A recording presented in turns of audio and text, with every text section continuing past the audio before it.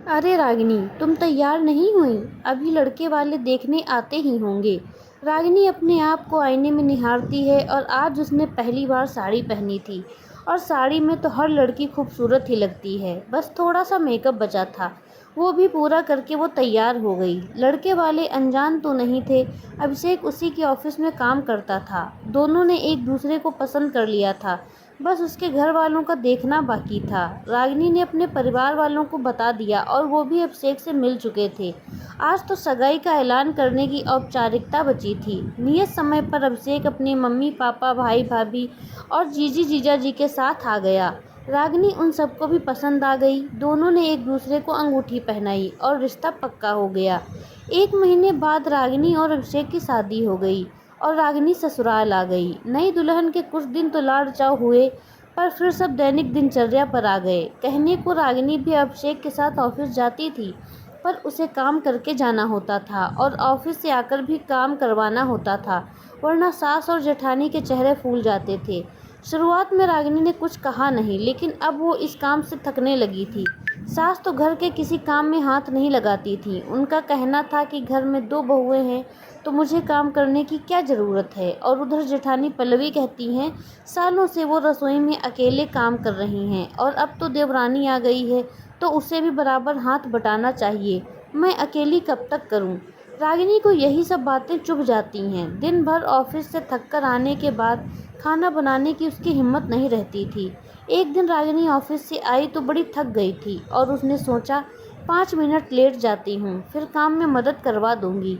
पर उसकी गहरी आंख लग गई। वो चौंक कर उठी तो देखा टेबल पर खाना सब लोग खा रहे थे। रसोई में मदद कराने गई तो सास कुछ बोलती, इससे पहले ही पल्लवी बोलती है, आ गई महारानी, आप तो दिन भर घर से बाहर रहती हो और घर आकर सो जाती हो। मैं तो घर की नौकरानी ठहरी, अब मुझे तो काम करना ही है। और सुनो, आपके लिए खाना मैंने नहीं बनाया है जो अपने लिए प्लेट लगा रही हो। मुझे तो लगा काम बाहर काम करने जाती हो तो बाहर ही खाकर आई होगी। ये सुनते ही रागिनी के आंसू छलक आए। वो दौड़कर अपने कमरे में आ गई। थोड़ी देर बाद अभिषेक आया और लैपटॉप पर काम करने लगा। उसे फर्क ही नहीं पड़ा कि रागिनी ने अभी तक खाना खाया है या नहीं। रागिनी फिर बोली, आपको तो मेरी फिक्र है ही नहीं। मैं शाम से भूखी हूँ और तुम खाना खाकर चले आए। भाभी ने मुझे इतना कुछ सुना दिया पर आपकी जवाब से एक शब्द नहीं निकला। शादी का कौन सा वचन निभा रहे हो तुम तो मुझे जरा भी खुश नहीं रखते हो। दिन भर नौकरी करके आओ और घर आते ही आपके घर वालों के ताने सुनो। हाँ तो भाभी कुछ गलत नहीं कह रही थी। और ये कौन सा समय है सोने का? तुमने तो सबके बीच में मेरी नाक ही कटा दी। मैंने तो तुम्हारी सबसे तारीफ की थी। भाभी को देख लो कितने अच्छे से सब संभालती हैं, और तुम हो कि ऑफिस से घर आकर बिस्तर पर पसर जाती हो।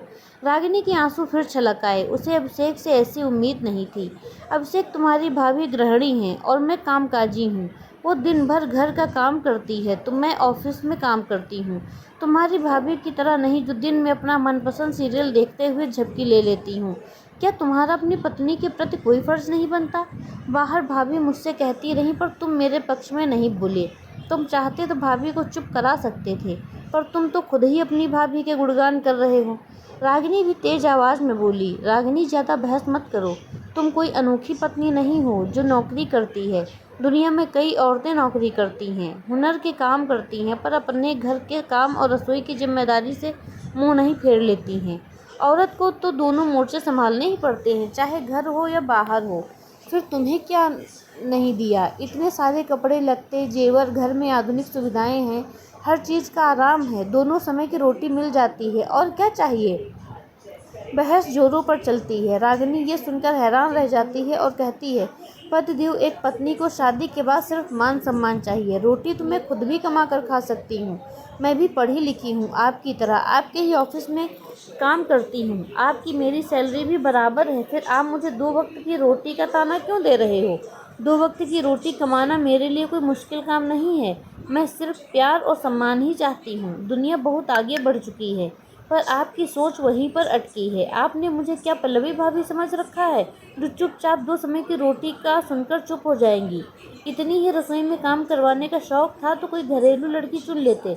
मैं तो पढ़ी लिखी कमाऊ लड़की हूँ, मैं ये सब नहीं सहूँगी। शिक्षा ली है, इसीलिए अपने आत्मसम्मान की रक्षा भी मुझको खुद ही करनी होगी। मैं अपने आत्मसम्मान की रोज़ धज्जियां उड़ते हुए नहीं देख सकती हूँ।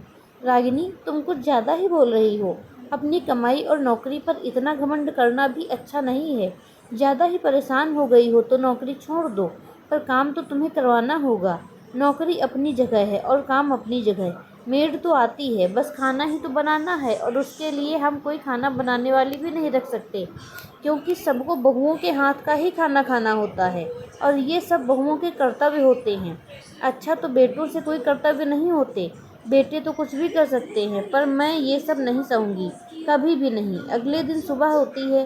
रागिनी ऑफिस के लिए तैयार हो जाती है, पर वो रसोई में मदद के लिए नहीं जाती और सीधे ही अपने ऑफिस के लिए निकल जाती है। और उस दिन वहीं ऑफिस में खाना खाकर आ जाती है। रात को अपने कमरे में आकर सोने लगती है। तभी अभिषेक चिल्लाकर बोलता है, ये क्या तरीका है? भाभी अकेले काम कर रही हैं और तुम कमरे में आराम कर रही हो। तुम्हें मेरी इज्जत की जरा भी परवाह नहीं है। तब रागिनी बोलती है, तुम्हें मेरी परवाह है। उस दिन रात को मैं भूखी सोई थी। मैंने ही गलती की थी जो ऑफिस से खाना खाकर नहीं आई, पर आज मैं खाना खाकर आई हूँ, और वो भी अपने पैसों से। अब जब मुझे खाना ही नहीं है तो मैं बनाऊंगी भी नहीं। सब कुछ पहले के जैसा चलेगा। भाभी जैसे सबके लिए पहले खाना बनाती थी, अब भी बना लेंगी। और हाँ, तुम्हें एक बात बताना भूल गई। कल से मैं ऑफिस से में मिले हुए क्वार्टर में रहूँगी, ताकि किसी को भी परेशानी नहीं होगी, और मैं ऑफिस जल्दी पहुँच जाऊँगी। अभिषेक हक्का बक्का था। तुम ऐसे घर छोड़कर जा सकती हो? मम्मी ने तुम्हें लेके कितने सपने सजाए थे। तुम्हें बस अपनी मम्मी की चिंता है। उनके तो पहले भी बहू आ गई है, पर मेरा तो एक ही पति है जिसे मेरे मान सम्मान की जरा भी चिंता नहीं है। जहाँ मेरी कदर नहीं है, मैं उस घर में नहीं रह सकती हूँ। और रागिनी अपना सामान पैक करने लगी। अभिषेक को कुछ समझ नहीं आ रहा था कि वो क्या करे। और हाँ, हमने जो फ्लैट बुक कराया था उसकी बुकिंग कैंसिल करवा देना।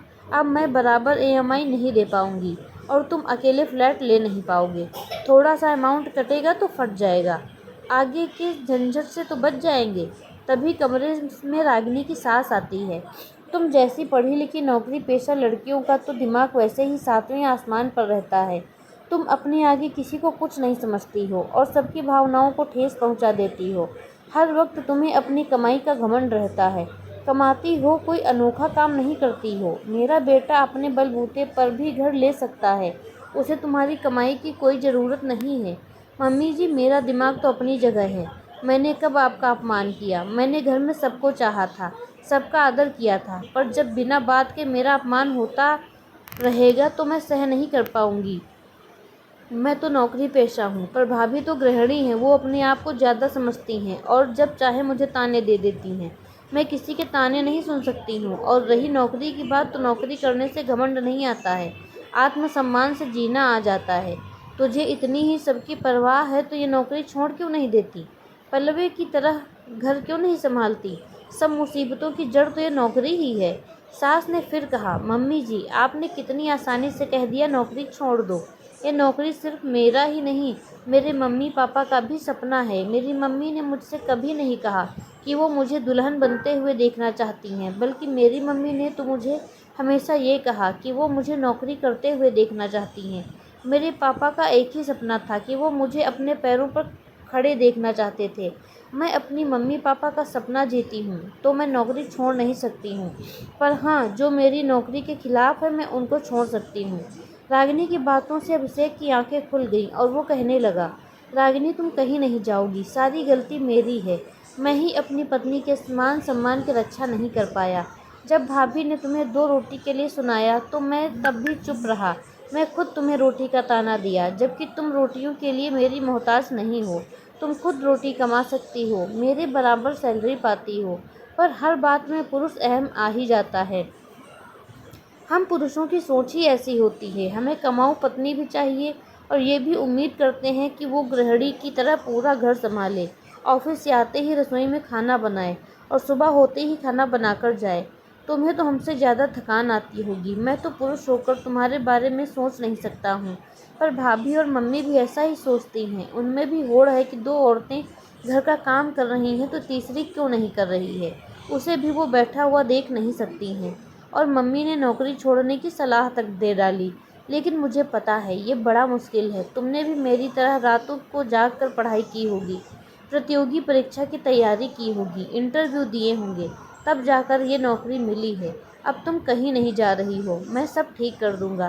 फिर अभिषेक अपनी मम्मी से कहता है, मम्मी क्यों ना हम एक खाना बनाने वाली रख लें, ताकि खाना बनाने की चिंता भी नहीं रहेगी। भाभी भी इतने सालों से रसोई संभाल रही हैं, उन्हें भी आराम मिल जाएगा और रागिनी भी ऑफिस से आराम जा सकेगी। उससे कैसा खाना बनवाना है ये सब आप उसे बता देना। ये भी सच है, सुबह मेरी ही तरह रागिनी को भी ऑफिस जाने की जल्दी लगी रहती है और शाम को आने के बाद मेरी एक गिलास पानी लेने की खुद की हिम्मत नहीं रहती है और हम चाहते हैं कि दिन भर थकने के बाद रागिनी आते ही रसोई में लग जाए। अभिषेक की मम्मी हामी भर देती हैं, क्योंकि वो भी नहीं चाहती थी कि उनकी कुछ महीनों पहले आई बहू उन्हें छोड़कर चली जाए, और चल जाएगी तो बेटा भी उसी के साथ में चला जाएगा। बहू बेटे की गृहस्थी बचाने के लिए वो खाना बनाने वाली रखने को तैयार हो गई। पल्लवी को भी कोई परेशानी नहीं थी, बल्कि अब वो रागिनी का गुणगान करने लगी थी कि उसके आने के बाद उसे भी आराम मिल गया। रागिनी भी खुश थी कि अभिषेक को समझ में आ गया और उसके आत्मसम्मान की भी रक्षा हो गई। दोस्तों, आत्मसम्मान से बड़ा कुछ नहीं होता और आजकल की नौकरी पेशा महिलाएं आत्मसम्मान के साथ जीना जानती हैं। घरेलू औरतों को भी अपने लिए आवाज़ उठानी चाहिए। आखिर महिलाएं भी इंसान हैं, उन्हें भी थकान आती है, कहीं तो इन्हें भी आराम मिलना चाहिए। आपको यह कहानी कैसी लगी हमें कमेंट करके ज़रूर बताएं, और अगर अच्छी लगी है तो लाइक शेयर सब्सक्राइब ज़रूर करें। मिलते हैं अगली कहानी में, तब तक के लिए धन्यवाद।